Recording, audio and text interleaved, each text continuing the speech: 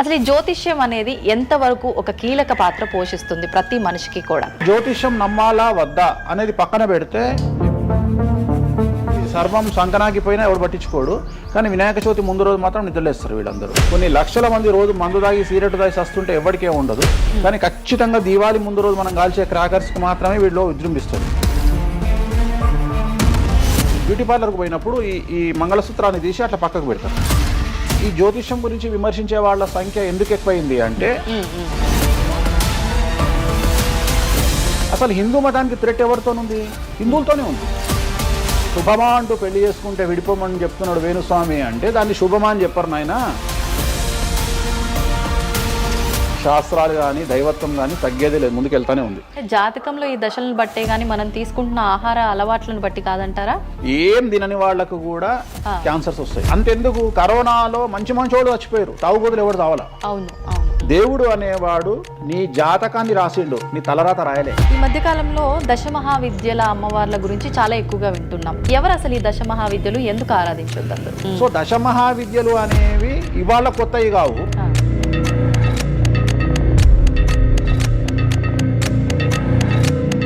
అరుణాచలం ఎవరికి తెలిసి పాలటి వరకు? ఎందుకు అరుణాచలానికి పొలవమంటే వెళ్ళిపోతున్నారు అంటే చాగంటి కోటేశ్వరరావు గారు చెప్పడం వల్ల నీకు అరుణాచలం తెలిసింది. మరి అరుణాచలం విషయంలో ఇదే డిస్కషన్ ఎందుకు వస్తలేదు?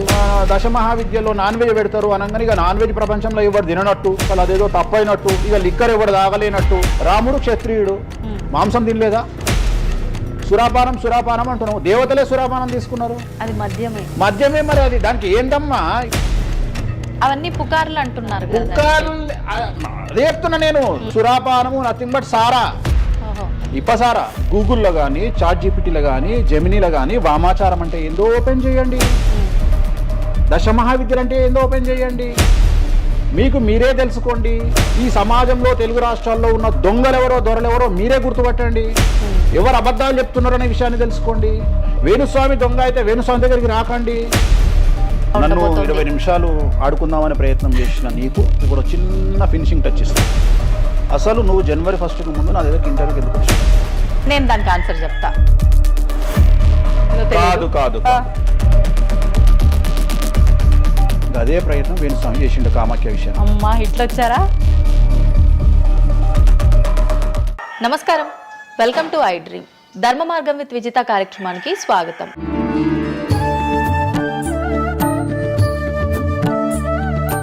ప్రస్తుతం మనతో పాటు ఉన్నారు ప్రముఖ జ్యోతిష్యులు వేణుస్వామి గారు. ఇప్పుడు వారితో మాట్లాడి మరిన్ని విషయాలు తెలుసుకుందాం. ముఖ్యంగా మనకెన్నో సందేహాలు ఉంటూ ఉంటాయి, వాటి గురించి అడిగి తెలుసుకునే ప్రయత్నం చేద్దాం.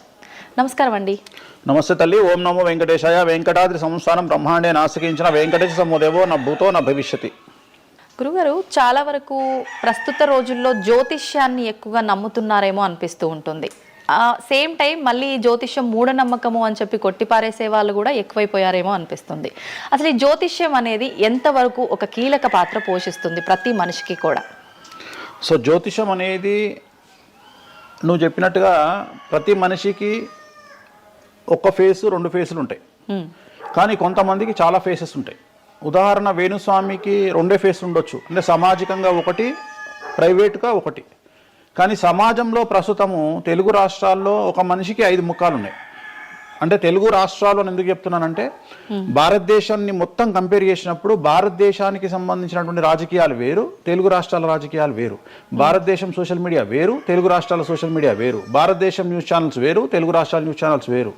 సో ప్రతిదీ తీసుకుంటే తెలుగు రాష్ట్రాలకు సంబంధించి చాలా ప్రత్యేకమైనటువంటి స్టైల్లో మనం ప్రజెంట్ వెళ్తా ఉన్నాము. ప్రత్యేకించి తెలుగు రాష్ట్రాలు ఇంతకుముందు ఒకటే రాష్ట్రానికి పరిమితం అయ్యి ఉండే, అది ఇప్పుడు హైదరాబాద్ కూడా అంటుకుంది. సో 2 రాష్ట్రాలు ఇంచుమించుగా సేమ్ స్టైల్లో వెళ్తున్నాయి.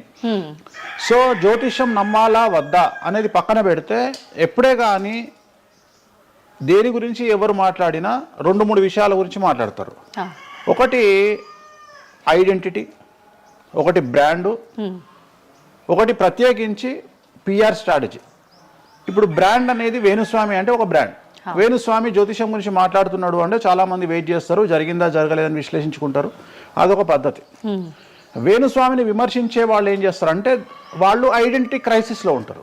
సో వాళ్ళు వేణుస్వామిని విమర్శించినా లేకపోతే ఒక పెద్ద వ్యక్తిని విమర్శించినా వాళ్లకు దానివల్ల ఐడెంటిటీ వస్తుంది. మామూలుగా వాళ్ళు విమర్శిస్తే ఎవడు పట్టించుకోడు, వేణుస్వామిని విమర్శిస్తే పట్టించుకుంటారు. అలా కాకుండా కొంతమంది ఇది ఏమంటారు హేతువాదులు అనొచ్చు, లేదంటే నాస్తికులు అనొచ్చు, ఇంకోటి అనొచ్చు. సో వీళ్ళందరూ ఏంటంటే ప్రత్యేకించి హిందూ మతానికి సంబంధించిన జ్యోతిష్యం గురించి మాట్లాడతారు, హిందూ మతానికి సంబంధించిన పండుగల వినాయకుని గురించి మాట్లాడతారు. మొత్తం ప్రపంచమంతా పొల్యూటెడ్ అయ్యి కలుషితమై సర్వం సంకనాగిపోయినా ఎవడు పట్టించుకోడు, కానీ వినాయక చవితి ముందు రోజు మాత్రం నిద్రలేస్తారు వీళ్ళందరూ. అట్లనే అసలు ఈ ప్లాస్టిక్ వల్ల అసలు నూనె ఎట్లా వస్తుంది, ఎందుకంటే 90 రూపాయలకు 1 కిలో నూనె ఎట్లా తింటున్నాం మనము అని ఆలోచించాడు ఎవరు లేడు. కొన్ని లక్షల మంది రోజు మందు తాగి సిగరెట్ తాగి వస్తుంటే ఎవరికే ఉండదు, కానీ ఖచ్చితంగా దీవాళి ముందు రోజు మనం కాల్చే క్రాకర్స్కి మాత్రమే వీళ్ళు విజృంభిస్తాడు. సో ఇవన్నీ కూడా ఐడెంటిటీ క్రైసిస్ అవ్వచ్చు, లేదా పని కట్టుకుని విమర్శించాలి అవ్వచ్చు. మనం ఏం నమ్ముతాము అంటే లెక్కలు నమ్ముతాం. 2002కు పూర్వము 2002 తర్వాత తీసుకుంటే జ్యోతిష్యాన్ని నమ్మేవారి సంఖ్య, హిందూ మతాన్ని నమ్మేవారి సంఖ్య 9% పెరిగింది. సో ఇది వేణుస్వామి సొంత కవిత్వం కాదు, గూగుల్ చేస్తే గూగుల్లో మీకు కనిపిస్తుంది పర్సెంటేజ్ ఎంత పెరిగింది అనేది. సో ఎప్పుడే కానీ గుర్తుంచుకోవాల్సింది ఏంటి అంటే మనము సైంటిఫిక్గా సైన్స్ పరంగా మనం ఎంత ముందుకెళ్తామో మన జెన్జీ జనరేషన్ ఆల్ఫా జనరేషన్లు ఎంత ఫాస్ట్గా వస్తాయో ఎట్ ది సేమ్ టైము దేవుళ్ళ మీద నమ్మకాలు కూడా అదే పరిస్థితులలో ఉంటాయి. కాకపోతే ఇక్కడ ఏంటి అంటే ఒకటి ఎక్స్ప్రెసివ్ అవ్వచ్చు, ఎక్స్ప్రెసివ్ కాకపోవచ్చు. ఎందుకు పెరిగాయి అంటారు ఈ పర్సంటేజ్ మీరు అన్నట్లుగా? అంటే ఖచ్చితంగా కష్టాల ప్రాబ్లం. అంటే ఇక్కడ కష్టాల కంటే కూడా కాంపిటీషన్ అని చెప్తాను నేను. సో ఇప్పుడు ఏమైపోయింది అంటే విపరీతమైనటువంటి కాంపిటీషన్లోకి నెట్టబడ్డాం మనం అందరము కూడా.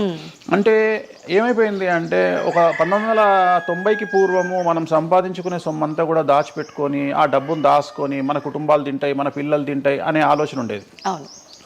2000 సంవత్సరం తర్వాత ఏమైపోయింది అంటే మనం సంపాదించుకున్నది మనమే ఎంజాయ్ చేయాలి, ఒక కారు కొనుక్కోవాలి, సో లగ్జరీ లైఫ్ లీడ్ చేయాలి, 10 మందికి చూపించుకోవాలి. అంటే స్వతహాగా అనుభవించడం కంటే కూడా 10 మందికి చూపించుకోవాలి అనేటువంటి ఒక పనికిమాలిన భావన జనాల్లో చాలా వచ్చింది. ఇది ఎంతవరకు కరెక్ట్ అంటే తప్పు చెప్తున్నా. ఇప్పుడు ఉదాహరణ ఇన్ఫ్లుయెన్సర్స్ చూస్తుంటే అసలు యాక్చువల్గా వినాయక చవితి అనేది చవితి రోజు చేసుకోవాలి, కానీ వీళ్ళు ఏం చేస్తున్నారు వినాయక చవితికి 2 రోజుల ముందరనే వినాయక చవితి చేసుకొని దాన్ని మొత్తం ఎడిట్ చేసి అంతా చేసి వినాయక చవితి నాడు పోస్ట్ చేస్తారు. సో దీనివల్ల వాళ్ళ ఖచ్చితంగా ఎఫెక్ట్ అవుతుంది. ఎందుకు ఎఫెక్ట్ అవుతుంది అంటే ఇప్పుడు మాంగళ్యం ఉంది, ఉదాహరణ మెడలో మంగళసూత్రం అనేది ధరిస్తారు అమ్మాయిలు. వీళ్ళు ఏం చేస్తున్నారు ఈ మధ్యన అంటే కొంతమంది అమ్మాయిలు వెస్ట్రన్ కల్చర్కు బానిసలైన అమ్మాయిలు ఏం చేస్తారంటే దాన్ని ఏమంటారు బ్యూటీ పార్లర్కి పోయినప్పుడు ఈ మంగళసూత్రాన్ని తీసి అట్లా పక్కకు పెడతారు.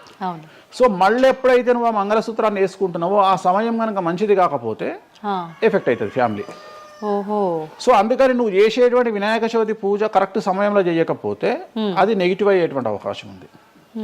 సో ఇట్లా ఇన్ఫ్లుయెన్సర్స్ ఉదాహరణ ఇప్పుడు జనరల్గా బేసిక్గా మనము ఒక యూరోప్ కంట్రీకి పోతున్నాము, ఒక దుబాయ్కి పోతున్నాము అంటే మనం అక్కడికి పోయినాక షాపింగ్ చేస్తాం. కానీ ఇప్పుడు ఉన్నటువంటి జనరేషన్లో వీళ్ళందరూ ఏంది ఇక్కడ షాపింగ్ చేసి మళ్ళీ అక్కడ షాపింగ్ చేస్తారు. అంటే చాలా విచిత్రం అయిపోయింది. అంటే ఖచ్చితంగా సంవత్సరానికి ఒక 10 డొమెస్టిక్ టూర్లు, ఖచ్చితంగా సంవత్సరానికి ఒక 5 ఇంటర్నేషనల్ టూర్స్. ఇవన్నీ దేనికోసము అంటే సమాజానికి మా దగ్గర డబ్బులు ఉన్నాయి అని చూపించుకోవడం కోసము, సో ఆర్భాటాల కోసము. సో నేను జనరల్గా ఏం చెప్తా అంటే first build your own brand. First brand build చేసుకున్నాక తర్వాత నువ్వు బ్రాండ్కి అలవాటుగా. ఇప్పుడు ఒక అనామకుడు ఒక మామూలు మనిషి రేంజ్ రోవర్ కార్ వేసుకొని వస్తే జనాలందరూ రేంజ్ రోవర్ కార్ను చూస్తారు. అదే ఒక సూపర్ స్టార్ ఒక ప్రభాస్ ఒక మహేష్ బాబు వస్తే మహేష్ బాబుని చూస్తారు, ప్రభాస్ని చూస్తారు, కానీ కార్ను చూడరు. సో నేనేమంటే ఫస్ట్ నువ్వు దాన్ని తయారు చేసుకో. ఇప్పుడు ఉదాహరణ ఒక బాలీవుడ్ హీరోయిన్ ఉంది, ఆ బాలీవుడ్ హీరోయిన్ ఒక ఎల్వి హ్యాండ్ బ్యాగ్ వేసుకుంది, సపోజ్ అది ఫేకే అనుకుందాం, బట్ జనాలు అందరూ అది ఒరిజినల్ అనుకుంటారు. అదే ఒక మామూలు అమ్మాయి నిజంగానే ఎల్వి బ్రాండ్ వేసుకుంది, కానీ అది ఫేక్ అనుకుంటారు. సో అందుకని ఫస్ట్ నీ బ్రాండ్ నువ్వు నిలబెట్టుకున్న తర్వాత అప్పుడు నువ్వు బ్రాండ్స్ జోలికి వెళ్ళు. ఇప్పుడు సో ప్రస్తుతం సమాజంలో ఈ జ్యోతిష్యం గురించి విమర్శించే వాళ్ళ సంఖ్య ఎందుకు ఎక్కువైంది అంటే వాళ్ళకు వ్యక్తిగతమైన అంశాలు చాలా ఉంటాయి. They want subject. అంటే ఏమైపోయింది ఇప్పుడు ఎగ్జాంపుల్ ఇప్పుడు నేనే ఒక యూట్యూబ్ ఛానల్ పెట్టుకున్నా, నన్ను నేను ఓన్గా జర్నలిస్ట్గా నన్ను నేను గుర్తించుకున్నా, నాకు సబ్జెక్ట్ కావాలి అంటే అట్లీస్ట్ నేను ప్రతిరోజు కనీసం ఒక 10 నుండి 15 వీడియోలు చేయాలి అంటే నాకు ఆ మనిషితో పని లేదు, ఆ వ్యవస్థతో పని లేదు, ఆ సబ్జెక్టుతో పని లేదు. నేను రాకెట్ గురించి నేనే మాట్లాడతా, జ్యోతిష్యం గురించి నేనే మాట్లాడతా, రైతు గురించి నేనే మాట్లాడతా, పిడకల గురించి నేనే మాట్లాడతా. అంటే లాస్ట్కు నాకు కావాల్సింది ఏంది అంటే నాకు వ్యూవర్స్ కావాలి. అట్లీస్ట్ నాకు నేను పెట్టే సబ్జెక్టుకు నాకు తెలియకున్నా సరే దాని గురించి కంటి చూపు గురించి నేనే మాట్లాడతా, క్యాన్సర్ గురించి నేనే మాట్లాడతా, ఎయిడ్స్ గురించి నేనే మాట్లాడతా. అంటే కాదేది విమర్శకు అనర్హం. అంటే నీకు సబ్జెక్టు తెలుసా తెలియదా అంటే ఇంగితం ఉండేవాడు కంట్రోల్ చేసుకో. ఇప్పుడు నాకు సిగ్గు శరము ఇంగితం ఉంది. నేను ఇప్పుడు ఆ కెమెరామెన్ తీసేటువంటి కెమెరాకు సంబంధించి ఆయన ఎట్లా పెట్టాలి ఫోకస్, ఆయన లెన్స్ ఎంత అడ్జస్ట్ చేసుకుంటాడు ఏంది అనేది నాకు సంబంధం లేని వ్యవహారం. కానీ నేను అసలు దానిలోకి వెళ్ళను. కానీ అదే విశ్లేషకుల పేరుతో ఉండేటువంటి యూట్యూబ్ ఛానల్స్ అవ్వచ్చు, ఇంకొకళ్ళు అవ్వచ్చు, వాళ్ళు ఏం చేస్తారు, దాన్ని కూడా వాళ్ళే జస్టిఫికేషన్ చేస్తారు. అంటే దాన్ని కూడా నువ్వు కెమెరా ఎట్లా పెట్టాలనో కెమెరామెన్కి వీళ్ళు నేర్పిస్తారు, వీళ్ళే డిస్కషన్. ఎందుకు అంటే వాళ్ళకి ఏదో ఒక 10,000 వ్యూవర్షిప్ పోతే ఇట్లా ఓవరాల్గా తీసుకుంటే నెలకి ఇంత వెళ్తుంది పైసలు. సో దీని మీద బ్రతికే వాళ్ళు, సో వాళ్ళు ఏం చేస్తారు, వాళ్ళు విమర్శలు చేస్తారు. సో అట్లనే హేతువాదుల ముసుగులో ఉండేవాళ్ళు విమర్శలు చేస్తారు. అన్నిటికంటే ప్రాబ్లం ఏమైపోయింది అంటే పొద్దున్న లేస్తే హిందూ మతం బాగుండాలి అంటే అసలు హిందూ మతానికి థ్రెట్ ఎవరితోనుంది? హిందువులతోనే ఉంది. ముస్లిమ్స్తో లేదు, క్రిస్టియన్స్తో లేదు. ఎందుకంటే వేరే వాళ్ళు మన జోలికి రావట్లా. ఎంతసేపు కప్పల భాగవతం లాగా మన జీవితంలో ఎలుకల భాగవతం లాగా ఒక ఎలుక ఇంకో ఎలుకని కిందికి గుంజుతుంది, ఒక కప్ప ఇంకో కప్పని కిందికి లాగుతుంది. అట్లనే హిందువులలో వేణుస్వామి ఆస్ట్రాలజికల్ ప్రిడిక్షన్స్ లో మంచిగా ఉన్నాడు. అంటే వేణుస్వామి చెప్పింది ఏదైనా జరిగినప్పుడు వేయడానికి ఎవరికి మనసు రాదు, కానీ వేణుస్వామిని విమర్శించడానికి పొలవమంటే అందరూ వచ్చేస్తారు. అంటే మరి నేను హిందువునే కదా, నన్ను కిందికి లాగేవాడు హిందువే కదా, మరి ఇక్కడ హిందూ మతం ఏమవుతుంది? ఇప్పుడు సమాజంలో నేను అబ్జర్వ్ చేస్తున్నా, గత కొన్ని రోజుల నుండి, ఒక 6 నెలల నుండి, సంవత్సరం నుండి Telugu media in the sense నేను లోకల్ సోషల్ మీడియాలో హిందూ మతాల పేరు మీద కొత్త వర్షన్ వచ్చింది. ఏంటి అంటే హిందూ ఆచార వ్యవహారాలను విమర్శించడము చాలా కామెడీ అయిపోయింది. ఒక ఆయన ఈ మధ్యన ఇంటర్వ్యూ చూసాను నేను, అసలు దుర్గమాల లేదంటాడు ఆయన. నేను షాక్ అయినా. నేను ఇనుంటావు నువ్వు కూడా. నాకు ఆశ్చర్యం అనిపించింది. దుర్గమాల లేదు అంటే అమ్మవారి మాల, జనరల్ గా భవానీ మాల కరెక్ట్ వర్డ్. భవానీ మాల లేనే లేదు, అసలు చరిత్రలో లేదు అంటాడు. అంటే సమాజము ఏదో విధంగా భక్తి మార్గం వైపు వెళ్తుంది అంటే నువ్వు సంతోషంగా ఫీల్ అవ్వాలి. కానీ దాన్ని కూడా విమర్శించేవాడు. ఎందుకంటారు ఇలా అంటే వీళ్ళందరూ పండితులు కాదు, వీళ్ళందరూ standing comedians or sitting comedians. ఒక ఆయన కూర్చొని మాటలు చెప్తాడు, వాళ్ళు నవ్వడం స్టార్ట్ కాగానే ఈయన మర్చిపోతాడు. ఇక ఈయనను మర్చిపోయి, అంటే ఆడవాళ్ళు నవ్వుతుంటారు, మగవాళ్ళు నవ్వుతుంటే ఈయన ఆనందానికి పరవశుడు అయ్యి ఇంకా వాళ్ళు నవ్వుతున్నారు కదా అని రెచ్చిపోయి ఇంకా గ్రహాలు లేవు, దేవుడు లేడు, ఏది ఒక బ్రాహ్మణుడు అయ్యుండి ఒక పండితుడు అయ్యుండి టోటల్ మన సబ్జెక్టుకు వ్యతిరేకంగా మాట్లాడుతూ ఉంటాడు. అట్లనే ఆయన ఎవరో భవానీమాల లేదు అంటాడు. నేను నీకు వచ్చిన నష్టమేముంది, నువ్వు మొగోడివి అయితే భవానీమాల కాదు, ఎవరైతే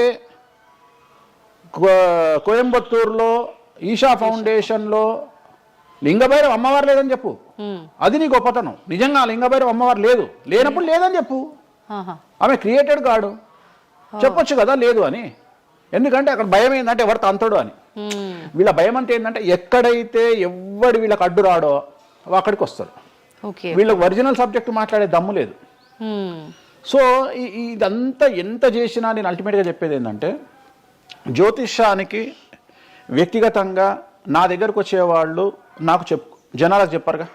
ఇప్పుడు నేను ఒక మాట చెప్తా, ఇప్పుడు సీక్రెట్ మెయింటైన్ చేయాలనుకుంటారు ప్రతి ఒక్కడు, ప్రైవసీ మెయింటైన్ చేయాలనుకుంటారు. మామూలుగా హాస్పిటల్కి పోతేనే ఇవాళ ప్రైవసీ మెయింటైన్ చేయాలనుకుంటున్నారు. అది అట్లీస్ట్ తలకాయనొప్పికి పోయినా వాళ్ళు దే వాంట్ ప్రైవసీ. అంటే కారు డైరెక్ట్గా B1కి వెళ్ళిపోతుంది, పైకి వెళ్ళిపోతారు, డాక్టర్ని కలుస్తారు, వస్తారు.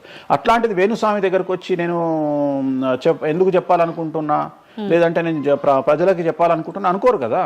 ఎవరో ఒకళ్ళు వేణుస్వామి దగ్గరికి వెళ్ళినప్పుడు కొన్నిసార్లు కొన్ని వీడియోలు తీసినప్పుడు 100 మందిలో ఒక వీడియో తీసినప్పుడు ఆ వీడియో పోస్ట్ చేస్తాము, దానివల్ల నా దగ్గరకు వచ్చినట్టు తెలుస్తుంది. కానీ 99% నా దగ్గరకు వచ్చినట్టు తెలియదు.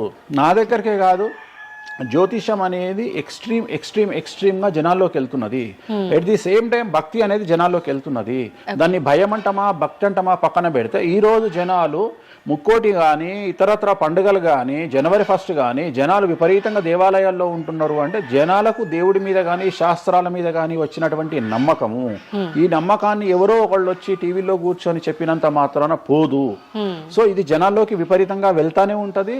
జనాలు ఎప్పుడే కానీ ఎంత వెస్టర్న్ కల్చర్కి వెళ్ళినా నమ్మకము అనేది ఒకటి ఉంటుంది. మనల్ని నమ్మించేది, మనల్ని బ్రతికించేది నమ్మకము. ఈ నమ్మకం లేకపోతే మనకు జీవితం లేదు. సో ఈ జ్యోతిష్యము అనేది అంధకార బంధురంలో ఉండేటువంటి ఒక వ్యక్తిని బయటకు తీసుకురావడానికి, జరగబోయేటువంటి నష్టాన్ని చెప్పడానికి మాత్రమే పనికి వచ్చేటువంటి శాస్త్రము. అంతేగాని నువ్వు 50 ఏళ్లకు నరుకుతావు, 40 ఏళ్లకు కారు కొంటావు, ఈ సొల్లు పురాణం చెప్పాల్సిన పని లేదు. జరగబోయేటువంటి నష్టాన్ని గనక చెప్పగలిగితే జ్యోతిష్యము దాన్ని సరి చేసుకోవడంతో పాటు మానసికంగా స్ట్రాంగ్ అవ్వడానికి ఆ వ్యక్తికి చాలా చాలా చాలా ఉపయోగపడుతుంది. భార్యాభర్తలు తన్నుకొని చస్తారు, విడిపోతారు అని చెప్పడంలో ఉద్దేశము మీరు విడిపోండి అని కాదు. భార్యాభర్తల్లో అట్లీస్ట్ జనరేషన్ ను బట్టి ఈ రోజు భర్త అనేవాడు కాంప్రమైజ్ అయ్యి భార్య తిట్టినా పడి ఉంటాడు అని ఇక్కడ ఉద్దేశము. అంటే ఒకప్పుడు భార్యకు భర్తకు పెళ్లికి కనీసం 10 సంవత్సరాల గ్యాప్ ఉండేది. ఎందుకు అంటే భార్య అనే అమ్మాయి చిన్నపిల్లగా ఉంటే భర్త అనేవాడు ఒక కూతుర్ని చూసుకుంటాడు అనే ఉద్దేశంతో ఆ పెళ్లిళ్ళు చేసేవాళ్ళు. ఇవాళ ఏం చేస్తున్నారు, ఇద్దరికి 6 నెలలు తేడా ఉండదు. సో ఇద్దరు టెంపర్మెంట్ లో వెళ్తారు, ఇద్దరు గొడవలు పడతారు. సో ఈ కండిషన్ లో వాళ్ళిద్దరు విడిపోయేటువంటి తత్వం వైపు వెళ్తారు. కాబట్టి మొదలే మీ జాతకాలు బాగా లేవు, మీకు విడిపోయే అవకాశం ఉంది అంటే మిమ్మల్ని విడిపోమని చెప్పడం కాదు. ఇక్కడ మీరు జాగ్రత్తగా ఉండండి, కాంప్రమైజ్ కండి, ఈగోస్ పక్కన పెట్టండి, మీ పొసెసివ్నెస్ ను పక్కన పెట్టండి. సో ఆర్థికపరమైనటువంటి అంశాల్లో క్యాలిక్యులేటెడ్గా ఉండండి, తన్నుకొని చావకండి, విడిపోకండి అని మొదలే వాళ్ళని హెచ్చరించడం అనేటువంటిది దీంట్లో భాగము. కానీ ఇవాళ ఏమంటున్నారు, శుభమా అంటూ పెళ్లి చేసుకుంటే విడిపోమని చెప్తున్నాడు వేణుస్వామి అంటే దాన్ని శుభమా అని చెప్పరు నాయన. ప్రతి ఒక్కళ్ళకి అదే చెప్తున్నారు. ఆ మాతకు వస్తే మీరు పొద్దున్న లేస్తే 100 పెళ్లిలలో 80 పెళ్లిళ్ళు డివోర్స్ అవుతున్నాయి. మరి దీని మీద మీరే కదా డిబేట్ పెడతారు. సో ఇదంతా ఏంటంటే ఒక వ్యక్తిని విమర్శించాలనుకున్నప్పుడు వాళ్ళు ఏదైనా తీసుకురావచ్చు. దాన్ని రామ అంటే దాన్ని చిన్న పదాలు మారిస్తే ఆ రామ అనేది ఒక బ్యాడ్ వర్డ్ అవుతుంది. సో దాన్ని ఎట్లంటే అట్లా చేసుకొని పోవచ్చు. కానీ ప్రస్తుతం దేశ కాలమాన పరిస్థితులలో జ్యోతిష్యం కానీ శాస్త్రాలు కానీ దైవత్వం కానీ తగ్గేదే లేదు, ముందుకెళ్తానే ఉంది. ఇప్పుడు ఒక మనిషి జననం దగ్గర నుంచి చనిపోయే వరకు జాతకం అనేది కొన్ని సందర్భాల్లో మాత్రమే చూడాలి అని చెప్పి ఒకప్పటి కాలంలో చెప్పేవారట. కానీ ఇప్పుడు మాత్రం పుట్టిన దగ్గర నుంచి ఎప్పుడు ఏ చిన్న సమస్య వచ్చినా జాతకం చూపించుకోవడము, అసలు ఇది మన సాంప్రదాయంలో లేనే లేదు అంటున్నారు. ఇది ఎంతవరకు వాస్తవం? నేను లాస్ట్ ఇయర్ ఒక హీరోకు ఒక బిడ్డ పుడితే నేను చెప్పినప్పుడు చాలా మంది మేధావులు వచ్చి నన్ను విమర్శించారు. చిన్న పాపకు జాతకం చెప్తారా ఎవడన్నా అని. నీకు తెలిసే ఉంటే కృష్ణదేవరాయల ఆస్థానం కానీ ఇతర రాజులు పెద్ద రాజుల ఆస్థానంలో కానీ ఆస్థాన సిద్ధాంతి అని ఉండేవాడు. వాళ్ళు ఏం చేసేవాళ్ళు అంటే రాణికి కూతురు పుట్టిన కొడుకు పుట్టిన వాళ్ళు వచ్చి మొత్తం లైఫ్కు సంబంధించిన జాతకాన్ని రాసేవాళ్ళు. పుట్టడంతోనే ఈ అసలు పుట్టిన రోజే రాసేవాళ్ళు. వీళ్ళు ఏమైతారు, ఈయన జీవితంలో ఏమైతాడు, దొంగ అవుతాడా, మంచోడు అవుతాడా, రాజు అవుతాడా, లంగ అవుతాడా, క్రికెటర్ అవుతాడా అంటే ఆ దేశకాలం అన్న ప్రశ్న బట్టి అప్పుడు. సో దాన్ని ఇప్పుడు కన్వర్షన్ చేసుకుంటే ఇప్పుడు మేము రాసే జాతకంలో ఇప్పుడు వీడు ఇంజనీర్ అవుతాడా, డాక్టర్ అవుతాడా, ఎంటర్ప్రెన్యూర్ అవుతాడా, ఉద్యోగస్తుడు అవుతాడా. సో ఇవన్నీ అంచనా వేగ ఒక మనిషి పుట్టినప్పటి నుండి లగ్నాన్ని బేస్ చేసుకొని 1వ నెంబరు అంటే లగ్నము నుండి 12వ నెంబరు అంటే వ్యయము 1 నుండి 12 గడులను కనుక తీసుకొని రాస్తే ఆ మనిషి ఎప్పుడు పుట్టి ఏమేం చేస్తాడు, ఎప్పుడు చనిపోతాడు అనేది వెరీ క్లియర్గా మెన్షన్ చేయవచ్చు. సో ప్రతి రోజు జాతకాన్ని వేసుకోవచ్చు, ప్రతి నెల జాతకాన్ని వేసుకోవచ్చు. గోచారము గ్రహచారము అని 2 ఉంటాయి. గోచారము అంటే ప్రస్తుతం జరిగేటువంటి గ్రహాల యొక్క గమనం ఏ విధంగా ఉంది అని తెలియజేసేది గోచారము. గ్రహచారము అంటే పుట్టినప్పుడు దాన్ని బేస్ చేసుకొని రాసేది గ్రహచారము. జనరల్ గా తెలుగు రాష్ట్రాల్లో చాంద్రమానాన్ని మాత్రమే బేస్ చేసుకొని జాతకాలు రాస్తారు. కానీ వేణుస్వామి ఒక్కడే చాంద్రమానము, సౌరమానము, బార్హస్పత్యమానము అనే 3 విభాగాలను బేస్ చేసుకొని జాతకాలు రాస్తాడు. చాంద్రమానము అంటే చంద్రుడిని బేస్ చేసుకొని రోజున్నర పాటు చంద్రుడు ఒక రాశిలో ఉండేదాన్ని చాంద్రమానము అంటారు. ఇది మన దక్షిణ భారతదేశంలో వాడతాము. సౌరమానము అంటే సూర్యుడు, రవి ఒక నెలలో ఒక రాశిలో ఉంటాడు, దాన్నే మనం సౌరమానము అంటాము. అలాగే బార్హస్పత్యమానము అంటే బృహస్పతిమానము, సంవత్సరం పాటు గురువు ఒక రాశిలో ఉండేదాన్ని బార్హస్పత్యమానము అంటాము. మనము పుట్టినప్పటి నుండి కనీసము నాకు తెలిసి గత 1000 సంవత్సరాలు లేనటువంటి చరిత్ర ఈ సంవత్సరము 2026లో మనం చూడబోతా ఉన్నాము. గురువు ఒకే సమయములో 6 నెలల్లో 3 రాశుల్లోకి ప్రవేశిస్తా ఉన్నాడు. అంటే జనరల్ అర్థం కాదు, అసలు మనం ఎప్పుడు చూడలే. అందుకనే ఈ సంవత్సరం చాలా పెను సంచలనాలు ఉంటాయి. 2026లో గురువు మిథునం, కర్కాటకం, సింహం 3 రాశుల్లోకి వచ్చి మళ్ళీ రివర్స్ వస్తున్నాడు కర్కాటకానికి. సో చాలా విచిత్రమైనటువంటి ఒక గమనాన్నిగా మనం చూడాల్సి వస్తుంది. ఇది చాలా పెను సంచలనము. పెను సంచలనాలకు అంటే సృష్టిలోనే ఒక విచిత్రమైనటువంటి అనుభూతిని మనం పొందబోతా ఉన్నాము, మంచి చెడులు పక్కన పెడితే. సో ఇలాంటి పరిస్థితి నుండి జాతకాలను విశ్లేషించడము ఇవన్నీ కూడా నడుస్తాయి. ఇప్పుడు కొన్నిసార్లు మనిషి కొన్ని సందర్భాల్లో ఇబ్బంది వచ్చినప్పుడు నా తలరా తింటే భగవంతుడు ఇంకా రాసేశాడు, నేనేం మార్చలేను అంటుంటారు. కొన్నిసార్లు భగవంతుడిని పక్కన పెట్టి, తలరాతను పక్కన పెట్టి మనం గట్టిగా ఒకటి అనుకుంటే అయిపోతుంది అని అంటూ ఉంటారు. మీరు ముందుగానే ఒక శిశువు జననం అయినప్పుడే వాళ్ళ మొత్తం లైఫ్కి సంబంధించిన జాతకం ఇవ్వగలుగుతాము అన్నారు. మరి ఇప్పుడు మధ్యలో ఇప్పుడు చెప్తున్న వాళ్ళ విధానాలను బట్టి మనం అనుకుంటే అయిపోతుంది, ఏదైనా మనం ప్రయత్నం చేస్తే మారుతుంది, భగవంతుడు దాన్ని మార్చేస్తాడు కొన్ని ప్రయత్నాల వల్ల అంటారు. ఈ రెండిట్లో అసలు దేన్ని నమ్మాలంటారు? ఇప్పుడు భగవంతుడు రాసినాడు, మన జాతకము మారదు, మన తలరాత మారదు అని అనుకుంటే అలాంటి వాళ్ళందరినీ మనం చేయాల్సింది ఏంటంటే, వాళ్ళకి ఎవరికైనా హార్ట్ అటాక్ రాగానే వాళ్ళని అట్లనే బెడ్ మీద కూర్చోబెట్టి ఎదురుగా ఫోటో పెట్టి దేవుని మొక్కమని చెప్పాలి. హాస్పిటల్కి ఎవరిని పంపించొద్దు.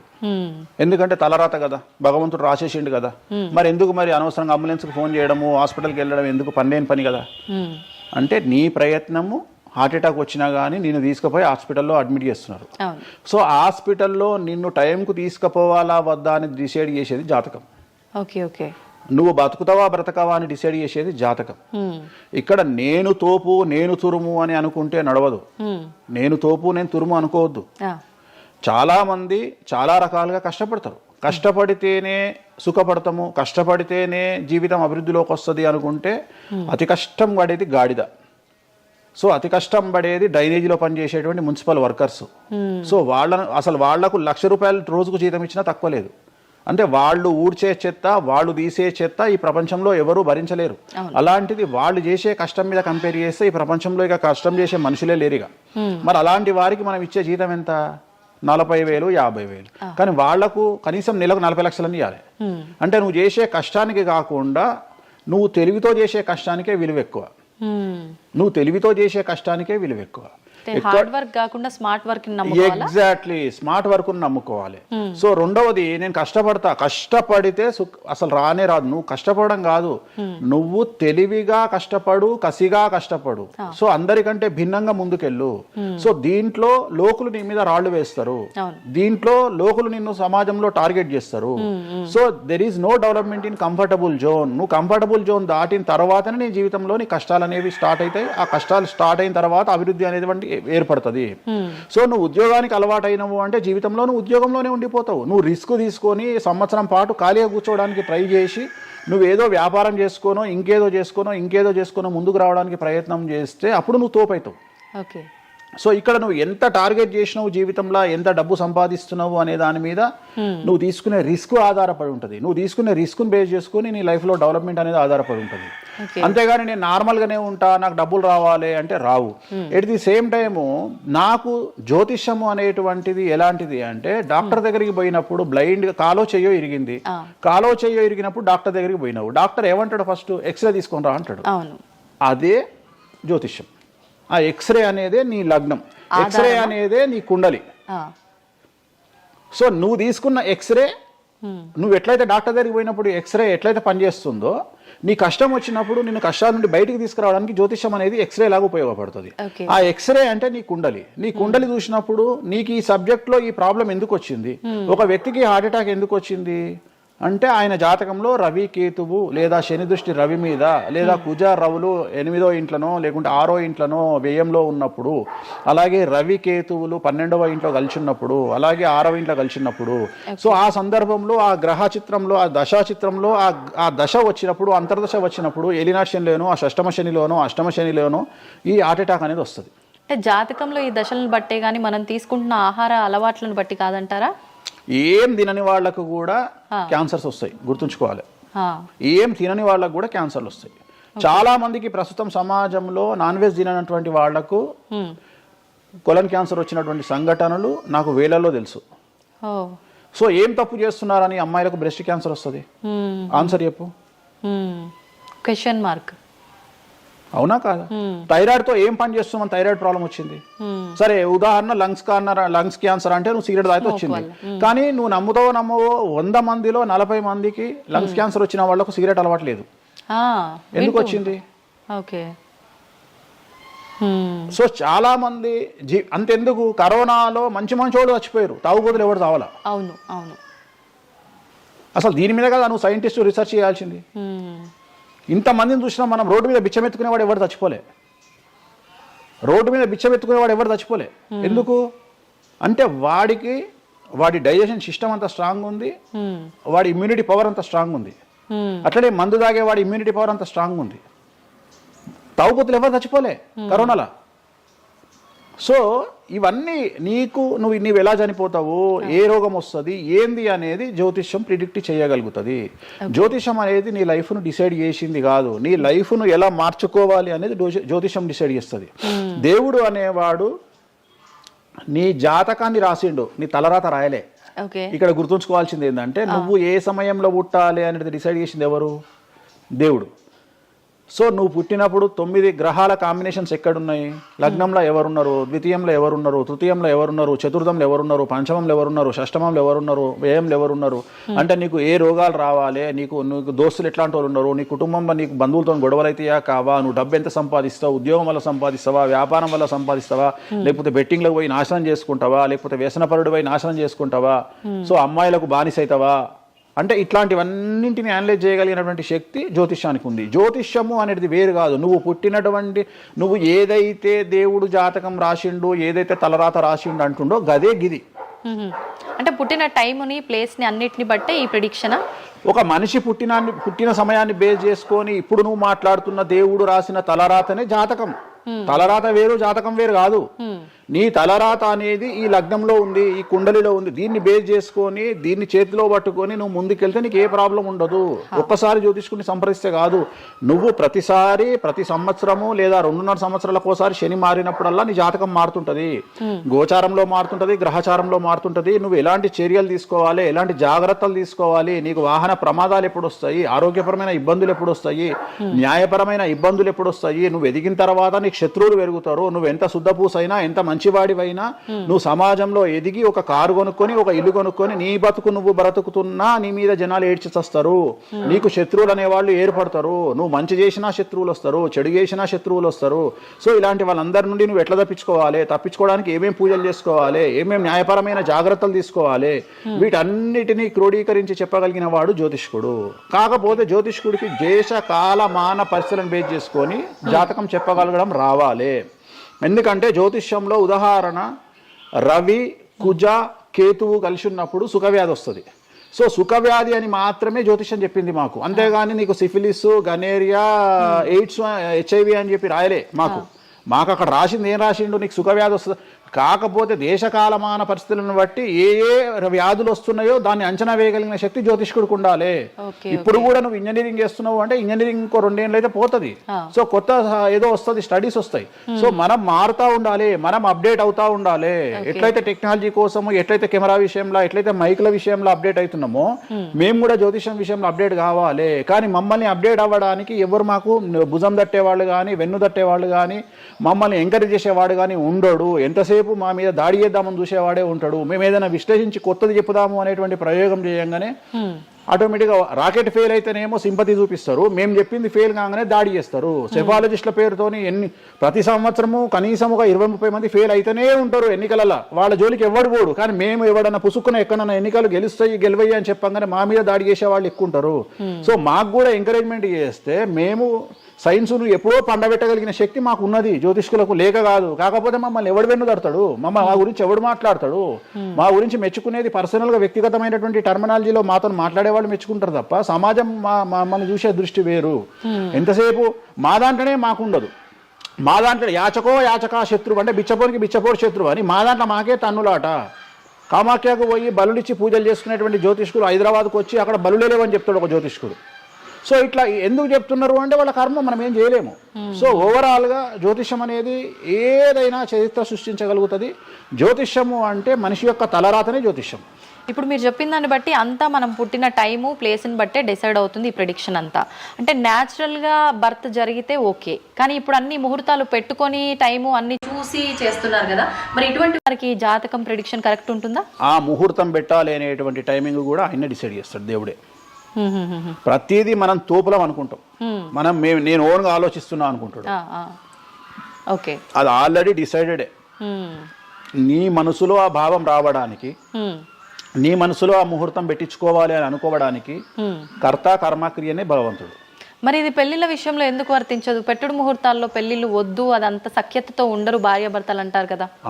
అసలు ముహూర్తం మంచిదైతే ఎందుకు విడిపోతున్నారు అని ఇప్పుడు కొంతమంది మేధావులు అడుగుతారు. ఫస్ట్ నేను చెప్పే పాయింట్ ఏంటంటే, నీ జాతకాలే కలవకపోతే నువ్వు ఎంత మంచి ముహూర్తంలో చేసుకుంటే ఉంది. నీ జాతకాలు బాగుంటే, మీ జాతకాలు కలిస్తే నువ్వు అష్టమి నాడు పెళ్లి చేసుకున్నా, అమావాస్య నాడు పెళ్లి చేసుకున్నా ఏమీ కాదు. రైట్. సో నేను మాట్లాడే విషయం ఏంటంటే, నీ అబ్బాయి అమ్మాయి జాతకాలు బాగా కుదిరినప్పుడు వాళ్ళ లైఫ్ ఎక్కడో ఉంటుంది. చాలామంది there is calculated love, calculated relation. అమ్మాయి ఏమనుకుంటుంది, నేను నెలకు 1,50,000 సంపాదిస్తున్నా, నాకు ఖచ్చితంగా 2 లక్షలు సంపాదించే అబ్బాయి కావాలి అనుకుంటుంది. కానీ నన్ను జీవితంలో బాగా చూసుకునే అబ్బాయి కావాలి, నేను కాంప్రమైజ్ అవుతా, నీకు 1,00,000 వస్తుందా, నేను 1,50,000 సంపాదిస్తా, ఇద్దరం కలిసి 2.5 లక్షలతో బతుకుతాము అని ఏ అమ్మాయి అనుకోదు. సో ప్రతి ఒక్కడి క్యాలిక్యులేషన్ ఇదే. అలాగే అబ్బాయి ఏమనుకుంటాడు, నాకు 2 లక్షలు వస్తుంది కానీ నాకు చాలా అందమైన అమ్మాయి కావాలి అనుకుంటాడు. సో ఇక్కడ ఉన్న డిమాండ్కు తగ్గట్టు సప్లై లేదా. సో అప్పుడు ప్రాబ్లం ఏమవుతుంది, ఫైటింగ్. అప్పుడు ఏమవుతుంది అంటే కాంప్రమైజ్ అనేది స్టార్ట్ అవుతుంది. అంటే జ్యోతిష్యుడు జాతకాలు బాగాలేవు అని చెప్పినా ఇనే పరిస్థితులలో వీళ్ళు ఉండరు. రెండవది, జ్యోతిష్కులు కూడా ఏం చేస్తారంటే సాధ్యమైనంత వరకు ముక్కుసూటిగా ఆన్సర్ చెప్పకుండా, కుజదోషం ఉంది, 7వ ఇంట్లో కుజుడున్నాడు, 7వ ఇంట్లో శని కుజులు కలిసి ఉన్నారు, సో చాలా ప్రాబ్లం అవుతుంది. లేదా 7వ ఇంట్లో చంద్రుడు కుజుడు కలిసి ఉన్నారు, సో పిల్లవాడి తల్లి వల్ల సమస్యలు వస్తాయి, లేదా పిల్ల తల్లి వల్ల సమస్యలు వస్తాయి అని వీడు డైరెక్ట్గా అమ్మాయికో అబ్బాయికో చెప్పడు. లేదు మీ ఇద్దరికి సంతాన యోగం లేదు అని చెప్పడు. ఉదాహరణ 9:5 అయింది, ఇద్దరిది అమ్మాయిది అబ్బాయిది, సంతాన యోగం ఉండదు, షష్టాష్టకాలు అయినాయి. వీడు ఏమంటాడు, షష్టాష్టకాలలో శుభ షష్టాష్టకాలు అంటాడు. అంటే విషయంలో మంచి విషయం ఉంటుందా? ఉండదు కదా. శుభ షష్టాష్టకాలు ఎక్కడి నుండి వచ్చినాయి? నువ్వు చెప్పేదే విషం అంటున్నావు, విషం అనుకుంటూ మంచి విషయం అంటున్నావు మళ్ళా. సో మంచి విషయం ఎక్కడ నుండి ఉంటుంది? ఉండదు. విషయం వేసుకుంటే చస్తాడు. అట్లనే షష్టాష్టకాలు అంటే ప్రాబ్లం స్టార్ట్ అవుతుంది. అట్లనే 9:5 ఏకనాడి, వర్ణదోషము, యోని దోషము, ఇట్లా చాలా రకాల దోషాలు ఉంటాయి. సో ఈ దోషాలను ఏం చేస్తారంటే, ఈ దోషాలను ఎదుటి వ్యక్తికి నిజాయితీగా చెప్పడం మానేసి సాధ్యమైనంత వరకు వీళ్ళు పెళ్లి చేసుకోవాలి అనే ఇంటెన్షనల్ గా పాజిటివ్ వేలో వెళ్తాడు. రెండవది ఏంటంటే, ఆల్రెడీ వీళ్ళు ఏం చేస్తారు, మేమిద్దరం ఫిక్స్ అయినాము, మేము పెళ్లి చేసుకుంటాము అని డిసైడ్ చేసుకొని వస్తారు అక్కడికి. అప్పుడు వాడు ఇవన్నీ చెప్పి వాళ్ళ మనసును విరగొడతాడా? విరగొట్టాడు. జనరల్గా ప్రపంచంలో ఏ అమ్మాయి తండ్రి కానీ ఏ అబ్బాయి తండ్రి కానీ తన బిడ్డనో తన కూతురో తన అల్లుడో నాశనం కావాలి అని కోరుకోరు. కానీ చెప్పగలిగినటువంటి పరిస్థితుల్లో ఎవరు ఉండాలి? జ్యోతిష్కుడు ఉండాలి. సో అది నేను చేస్తున్న ప్రస్తుతం కలియుగంలో. వేరే వాళ్ళు ఎవరు చేయట్లేదు ఆ విధంగా. ఎందుకంటే రేపొద్దున కలిసి ఉండకపోతే 2 కుటుంబాలు బాధపడతాయి, సమాజంలో చెడ్డ పేరు వస్తుంది, వీళ్ళ లైఫ్ స్పాయిల్ అయిపోతుంది. సో అందుకని నేను చాలా జాగ్రత్తగా మొదలే డిసైడ్ చేసి, నీకు ఈ ప్రాబ్లం ఉందిరా బాబు, నువ్వు జాతకాలు నీకు కలవలేదు, వివాహం చేసుకోకు అని చెప్తా. వీళ్ళ జాతకాలు బాగా లేకున్నా తీసుకుపోయి మంచి ముహూర్తం చూసుకొని పెళ్లి చేసుకుంటే ఆ ముహూర్తం వీళ్లను సఫలీకృతులను చెయ్యదు. నీ జాతకం బాగుండాలి. అట్లనే నువ్వు ఏ టైంలో పుట్టాలనో డిసైడ్ చేసుకున్నా అని నువ్వు అనుకొని సిజేరియన్ పెట్టుకుంటావు. కానీ ఆ టైంలో నువ్వు నక్షత్రమే చూస్తావేమో కానీ 6వ ఇంట్లో ఉండే గ్రహాలు 12వ ఇంట్లో గ్రహాలు డిసైడ్ చేయగలిగింది భగవంతుడు. ఆ టైంలో ఒకవేళ వ్యయస్థానంలో గ్రహాలున్నా 6వ స్థానంలో గ్రహాలున్నా జాతకం అంతా కింద మీద అవుతుంది. ఒకవేళ కుజుడు ఉండే స్థానాన్ని బట్టి, చంద్రుడు బుధుడు ఉండే స్థానాన్ని బట్టి జాతకాలు కరెక్ట్గా డిసైడ్ చేయకపోతే ఆటిజంతో మగపిల్లలు పుడతారు. సో ఇన్ని సమస్యలు ఉంటాయి. సో చాలా ఈజీగా సిజేరియన్ ఆపరేషన్ చేసుకోగానే పిల్లలు మంచిగా పుడతారు అని కాదు అక్కడ. ఎందుకంటే నువ్వు పిల్లలు మంచిగా పుట్టాలి లేదు అనేది డిసైడ్ చేయడానికి it will take 3 to 4 hours. కానీ 3 to 4 minutes లో జ్యోతిష్కుడు డిసైడ్ చేస్తుంది. అది తప్పు. ఈ మధ్యకాలంలో దశమహావిద్యల అమ్మవార్ల గురించి చాలా ఎక్కువగా వింటున్నాం. రాబోతున్న సినిమాలు, ఆల్రెడీ వచ్చిన సినిమాలు కూడా వారికి సంబంధించిన సినిమాలు ఎక్కువగా రావడం జరుగుతోంది.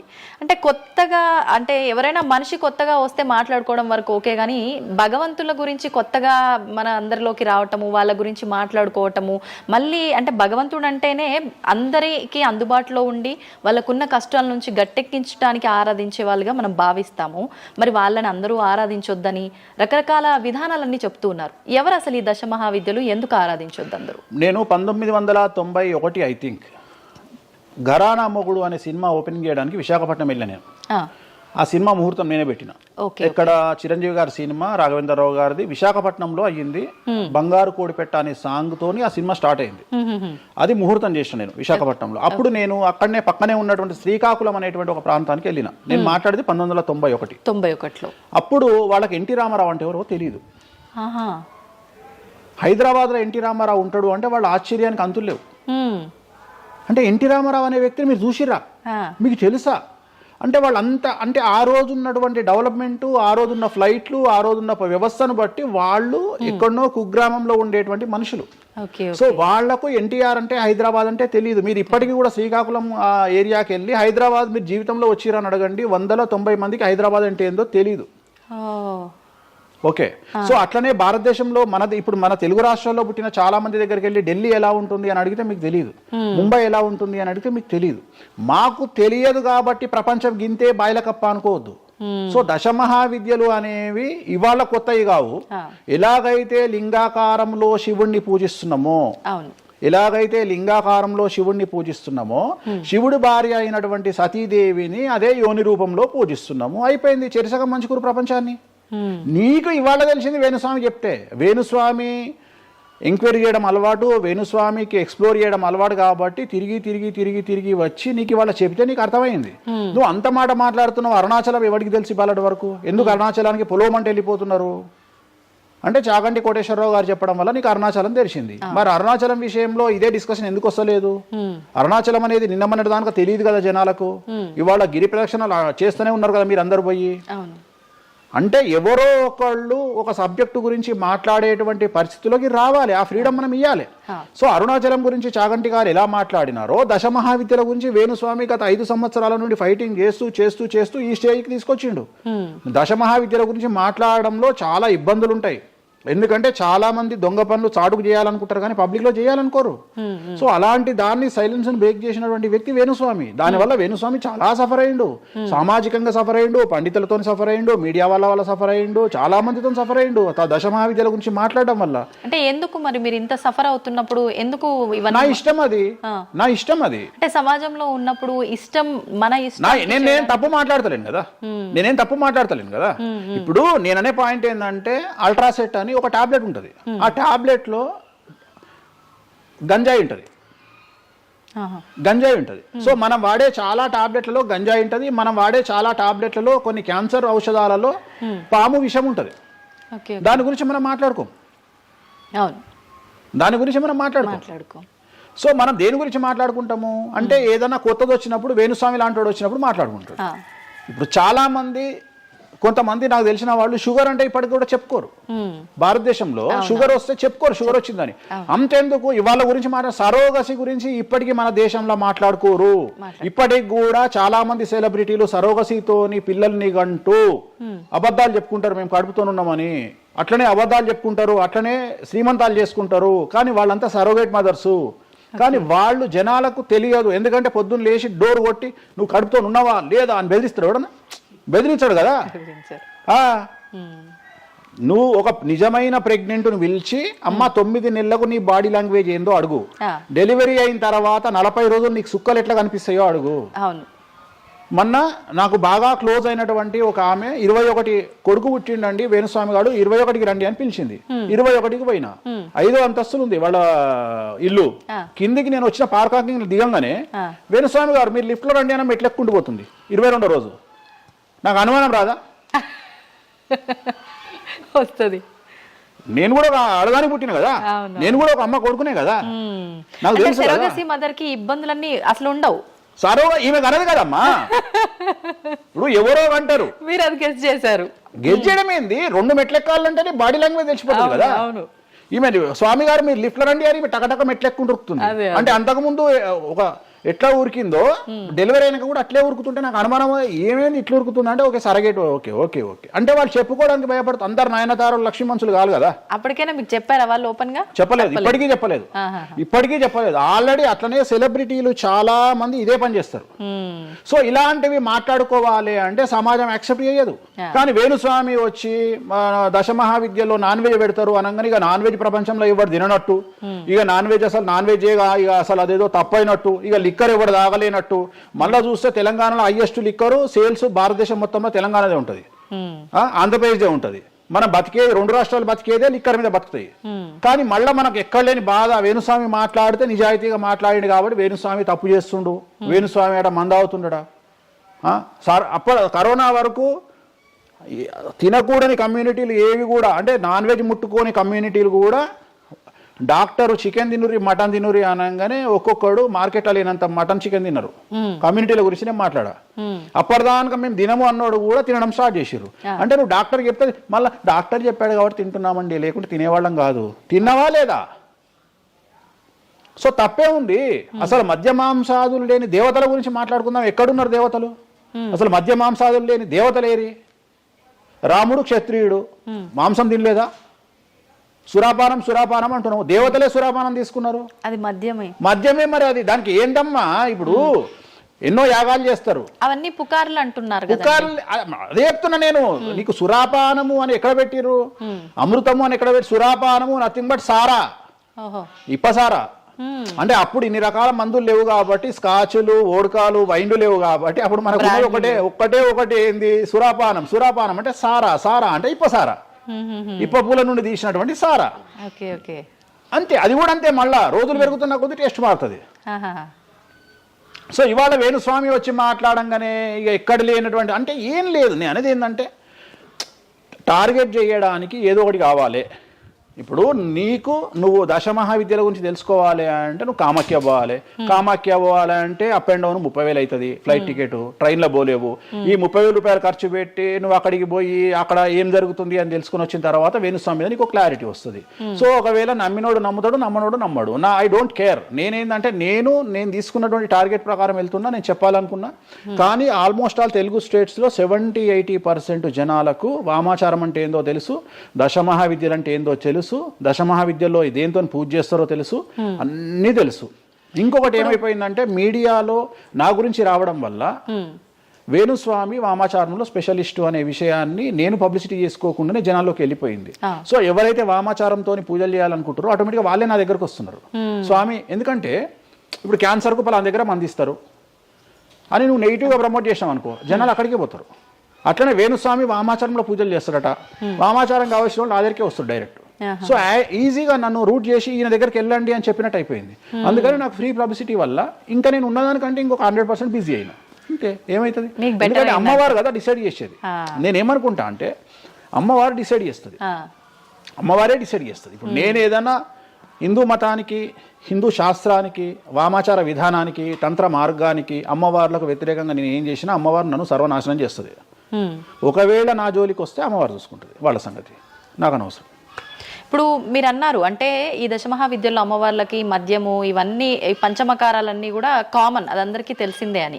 మరి మీరొక్కరే ఎందుకు బల్లగుద్దినట్టు ఇది వాస్తవం అని చెప్తున్నారు? అందరూ చెప్పే విధానం ఏ రకంగా ఉంది అంటే మనలో ఉన్న ఈ చక్రాలని యాక్టివేట్ చేయడము, మద్యము అని అంటే మద్యం కాదు ఇంకేదో అని చెప్పి, మాంసము అంటే మాంసం కాదు అల్లంతో ఇంకేదో మిక్స్ చేస్తే వచ్చేదాన్ని మాంసంగా పలుకుతారు కానీ అది మాంసం కాదు, అంటే జీవిని చంపడం ఇదంతా కాదు. ఈ విధానం చాలా మంది చెప్పుకుంటారు వస్తున్నారు. ఏం చెప్తారు అట్లా? అంటే దక్షిణాచారంలో పూజలు చేసే వాళ్ళు వాళ్ళ దగ్గరికి భక్తులు రావాలి అంటే వాళ్ళు అదే చెప్తారు. ఓకే, నీకు దీనికి ఒక ఎగ్జాంపుల్ చెప్తా.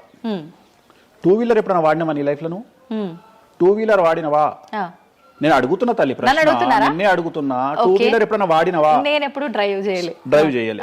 సో 2 వీలర్ వాడిన వాళ్ళకే తెలుస్తుంది ఈ విషయం, చాలా బాగా తెలుస్తుంది. 2 చక్రాల బండి వాడిన వాడు కార్పొరేటర్ దాంట్లో ఆ పెట్రోల్లో చెత్త వస్తుంది. చెత్త వచ్చినప్పుడు బండి స్టార్ట్ కాదు, స్టార్ట్ కాకపోతే మనం కొట్టి కొట్టి కొట్టి కొట్టి మెకానిక్ దగ్గర తీసుకుపోయి మెకానిక్ దగ్గర పెడతాం బండి. ఏ మెకానిక్ కూడా మన ముందు కిక్కు కొట్టాడు. బండి ఫస్ట్ మనం ఆపగానే వాడు చేసేది ఫస్ట్ అది ఇప్పుతాడు మొత్తం. ఎందుకంటే వాడికి తెలుసు ఒకవేళ పుసుక్కున స్టార్ట్ అయితే వీడు నాకు పైసలు ఇయ్యాడు. అందుకని ఏం చేస్తాడంటే దాన్ని కిక్కు కొట్టకుండా మొత్తం డప్పనిప్పి కార్పొరేటర్ క్లీన్ చేసి పైపు తీసి మొత్తం పెట్రోల్ ఇట్లా చూసి అంత పెట్టి చేసినాక ఒక కిక్కు కొట్టగానే కుయ్యి అని స్టార్ట్ అవుతుంది. 50 రూపాయలు ఇస్తారు అంటాడు. రైట్, అయిపోయింది. రెండవది, నువ్వు ఆంజనేయ స్వామి గుళ్ళో పనిచేసే పంతుల దగ్గరికి పో, జ్యోతిష్యం చెప్పించుకో. దోష నివారణ నీకు ఏం చెప్తాడంటే హనుమంతుడికి సింధూరము అంటాడు. అవును. నవగ్రహ గుడిల పంతుల దగ్గరికి పో, గ్రహాల పూజలు చెప్తారు. నవగ్రహాలకు అభిషేకము అంటాడు, తైలాభిషేకము అంటాడు. అంటే నువ్వు ఎవరి దగ్గరికి పోతే వాడి దగ్గర లేని దాన్ని వాడు అడ్వైజ్ చేయడు. లాజిక్ అర్థమైందా? వాడి దగ్గర లేని దానికి వాడు అడ్వైజ్ చేయడు. దశమహావిద్యల గురించి కానీ వామాచారం గురించి కానీ చేయగలిగిన తోపు తురుము సౌత్ ఇండియాలో వేణుస్వామి ఒక్కడే. బుద్ధి లేనివాడు ఎవడన్నా నువ్వు పోతే పండితుని దగ్గరికి పోతే నాకు చేత కాదండి, నేను ఎదవనండి, అక్కడ వేణుస్వామి గారు ఉన్నారండి అని ఎవడన్నా పంపిస్తాడా నిన్ను? పంపించరు. ఏమంటాడు అప్పుడు? అవన్నీ తప్పులు నేను చేసే కరెక్ట్ అంటాడు. అంతేగాని నా దగ్గరికి వీళ్ళందరూ దారి మళ్ళిస్తారా? పొండి వేణుస్వామి దగ్గరికి, పొండి వేణుస్వామి దగ్గరికి అని. అప్పుడు ఏం చెప్తాడు? పంచమకారాలు లేవు అంటాడు. అప్పుడు నేనేం చెప్తున్నా? వేణుస్వామి నిజాయితీ పరుడు కాడు, వేరే వాళ్ళు నిజాయితీ పరులు కారు. మీ చేతిలో ఆండ్రాయిడ్ ఫోను ఐఫోను ఉంది, గూగుల్లో కానీ చాట్ జీపీటీలో కానీ జెమినీలో కానీ వామాచారం అంటే ఏందో ఓపెన్ చేయండి, దశమహావిద్యలు అంటే ఏందో ఓపెన్ చేయండి, వామాచారంలో ఉండే పంచమకారాలు అంటే ఏంటో ఓపెన్ చేయండి. మీకు మీరే తెలుసుకోండి. ఈ సమాజంలో తెలుగు రాష్ట్రాల్లో ఉన్న దొంగలెవరో దొరలెవరో మీరే గుర్తుపట్టండి. ఎవరు అబద్ధాలు చెప్తున్నారో అనే విషయాన్ని తెలుసుకోండి. వేణుస్వామి దొంగ అయితే వేణుస్వామి దగ్గరికి రాకండి, వేణుస్వామి జ్యోతిషం చేత కాకపోతే రాకండి, వేణుస్వామి పంచమకారాలు తప్పు చెప్తే రాకండి. మీరు ఎవరిని అడగండి, మనుషుల మాట నమ్మకండి, దీన్ని నమ్మండి. నేను అందుకనే మనుషుల్లో మార్పులు ఉండొచ్చు, మనుషుల్లో భేదాభిప్రాయాలు ఉండొచ్చు, మనుషుల్లో ఈగోలు ఉండొచ్చు. దీంట్లో ఈగోలు లేవు, దీనికి ఈగో లేదు, దీనికి పొసెసివ్నెస్ లేదు, దీనికి ఈర్ష లేదు. మంచిగా ఓపెన్ చేయండి, వామాచారం అని కొట్టండి. వామాచారం అంటే ఏందో చూపిస్తుంది, పంచమకారాలు అంటే ఏందో చూపిస్తుంది, దశమహావిద్యలు అంటే ఏందో చూపిస్తుంది, కామాఖ్య దేవాలయం అంటే ఏందో చూపిస్తుంది. సో పంచమకారాల్లో ఏమేమి ఉంటాయో అదే చూపిస్తుంది. సో పంచమకారాలలో ఒక్కటి మాత్రమే గురుముత మాకు గురువు ఏం నేర్పించిండో అది మేము చేయాలి. మిగిలిన 4 మైథునం, మిగిలిన 4 ఫిజికల్గా పెట్టాల్సిందే. సాత్విక దేవతలు అంటే గణపతి, సరస్వతి, వెంకటేశ్వర స్వామి, చండి, వీళ్ళంతా సాత్విక దేవతలు. మేము దశమహావిద్యలకు వచ్చేటప్పటికి ఉగ్రదేవతలు. ఉగ్రదేవతలకు ఎప్పుడు కానీ డైరెక్ట్గా నువ్వు ఏమైతే సబ్జెక్ట్లో ఉన్నాయో అవి పెట్టాల్సిందే. సో ఉగ్రదేవత విషయంలో కాంప్రమైజ్ అనేది లేదు. ఉగ్రదేవతలకు నువ్వు ఖచ్చితంగా సాటిస్ఫై చేయాల్సిందే. నాకు అర్థం కాని విషయం ఏంటంటే తెలంగాణలో ఆషాఢ మాసంలో బోనాల విషయంలో జరిగే తంతునే నేను కొత్తగా చేస్తలేను, అదే తంతు నేను చేస్తున్నా. మీకు అక్కడ లేని సమస్య ఇక్కడ ఎందుకు వస్తుంది నాకు అర్థమైతలేదు. కానీ అక్కడ బలి అండ్ పానకం, కళ్ళు ఈ 2 సాకపోయటం మాత్రమే ఉన్నాయి, పంచమకారాలు ఏం లేవు కదా. మత్స్యం అంటే ఏంది? చేపతో ఏం కుంపలు మునిగినాయి. కానీ మీరు అన్నట్టుగా చూస్తే ఇక్కడ పంచమకారము, ఇక్కడ మాత్రం పంచమకారం కాదు కాబట్టి విమర్శిస్తున్నారేమో. అవునమ్మా, ఇప్పుడు ముద్ర అనేది అది ముద్ర తంతే కదా, క్రియనే కదా. తంత్ర మార్గంలో ముద్ర అనేది ఒక వ్యవస్థ. మత్స్యము అంటే చేపనే కదా. నువ్వు కొత్తగా పెట్టేది ఏముందాడా? మటను, మద్యము, మత్స్యము, ఇంకొకటి ఎక్కువ వస్తుంది నీకు, అంతే అంతే కదా నువ్వు పెట్టేది. కానీ అది కూడా ప్రాంతాన్ని బట్టి చేయాల్సిన విధానము, దాన్ని తీసుకొచ్చి ఇక్కడ మాట్లాడేది ఏంది, ఎందుకు మాట్లాడాలి అని అంటున్నారు కదా. సో ఇప్పుడు ఒక ప్రాంతానికే దేవత పరిమితం అయితే అట్లా అని కాదు, కొంతమంది ప్రాంతానికి పరిమితమై ఉంటారు, కొంతమంది గ్రామానికి పరిమితమై ఉంటారు, అలా ఉంటూ ఉంటారు కదా. మరి అక్కడ కామాఖ్య దగ్గరే చేయాలి, కామాఖ్య దగ్గరే మాట్లాడాలి, ఆ పూజలు తీసుకొచ్చి ఇక్కడ చేయడం ఎందుకు? ఇక్కడ నేనేం చేయలేదే అనే వాళ్ళు ఉన్నారు. అవునమ్మా, అదే చెప్తున్నా. వాళ్ళు ఎందుకు అంటున్నారు అంటే వాళ్ళకి పొట్టబోతుంది కదా, వాళ్ళ కూడు దగ్గర నోటి దగ్గర కూడిపోతుంది కదా, మస్తుగా మాట్లాడతారు. ఇది ఏమైతుంది? నేను ఒక లాజిక్ చెప్తా. ఇప్పుడు నీకు ఒక షాపు నడుస్తుంది, బుక్ స్టాల్ అంటే ఎదురుగా ఇంకో బుక్ స్టాల్ పెట్టినప్పుడు ఆటోమేటిక్గా వీటి దెబ్బతింటాడు. నేను ఒక కొత్త మార్గం ఎంచుకున్నా, ఈ కొత్త మార్గం ఎంచుకోవడానికి దమ్ము ధైర్యం కావాలి. నా వేలో నేను వెళ్తున్నా. నన్ను విమర్శించడానికి చాలా మంది వస్తారు. కారణం ఏంటి అంటే వేణుస్వామి ఒక్కడే, వేణుస్వామి ఒక్కడే. కానీ 99 మంది పాజిటివ్ దక్షిణాచారంలో వెళ్తే వేణుస్వామి ఒకడే వామాచారంలో వెళ్తున్నాడు. వీళ్ళకి నేను అందరికీ కాంపిటీటర్గా వీళ్ళు భావిస్తున్నారు. నేనేమంటున్నా అంటే సార్ నీకు నేను కాంపిటీటరే కాదు, ఎందుకంటే మీరందరూ సౌందర్య మన ఆమె పేరు ఇంకో సాయి ఏమో హీరోయిన్ పేరు ఏదో ఉంటుంది కదా, సాయి పల్లవి. సో మీరంతా సాయి పల్లవి సౌందర్య టైపు, నేను సన్నీ లియోన్ టైపు. నన్ను వదిలేయండి, నేను సన్నీ లియోన్ టైపు, నన్ను వదిలేయండి. నాకు మీకు కాంపిటీషన్ లేదు, నేను బికినీ మీద తిరుగుతా. నేను అన్ని వదిలేసుకున్నా, నా మొలదారం కూడా తీసి పక్కకు పెట్టిన. అంటే నాకు బట్టలు ఇప్పే అవకాశం మీకు ఇయ్యట్లా, మొత్తం ఇప్పేసుకున్నా నేను ఆల్రెడీ. మీరు ఇప్పుదామంటే ఏం లేవు నా దగ్గర చివరికి నా అండర్వేర్తో సహా నా మొలదారంతో సహా ఇప్పుకున్నా, ఇంకేం లేవు మీరు ఇప్పడానికి. సో మీ పని మీరు చేసుకోండి, మీరు సాత్విక దేవతలను ఆరాధించుకోండి, మీరు ఏం చేసుకోండి. వీళ్ళదంతా ఏ కాన్సెప్ట్ అంటే సువర్ణ పుష్పార్థం అక్షతాం సమర్పయామి అంటే సువర్ణ పుష్పం అనుకొని అక్షతలేనైనా మీరు అదే బ్యాచ్. మంద అనుకొని మటన్ అయినా, మాంసం అనుకొని మటన్ అయినా, మంద అనుకొని స్కాచ్ పోయినైనా నాది ఆ బ్యాచ్. నా బ్యాచ్ నాదే. నేను జెన్యూన్గా ఏం కావాలనో అమ్మవారికి అదే ఇస్తా. చాలామంది శాస్త్రంలో వారాహి అమ్మవారికి ఎరుపు రంగు అన్నము నైవేద్యంగా పెట్టమని చెప్పారు. ఇక మన మేధావులు ఇంత కుంకుమ తీసుకొని అన్నంలో కలిపి ఇక ఫీల్ అవుతుంటాడు, ఇక వాడికి రక్తం కలిపినట్టే ఇక తీసుకొచ్చి పెడతాడు. అంటే నువ్వు అమ్మవారిని పిచ్చిదాన్ని చేస్తావా?